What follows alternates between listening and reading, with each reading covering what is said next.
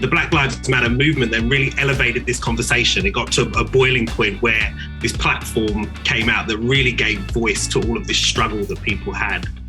And I think it's a great thing because it's now given an opportunity for dialogue and discussion in a real openness to these things. The world's a very big place. We have lots of different people, different ethnicities, different ways of doing things. And what tends to happen in organizations generally is that the dominant culture becomes the way in which things are done. So I think when we bring about this cultural intelligence lens, we then get the opportunity to see people authentically for who they are and then respect the value that they bring into those spaces and those conversations. This level of intersectionality is something that we all have an opportunity to be really aware of how people are impacted around multiple different facets of life.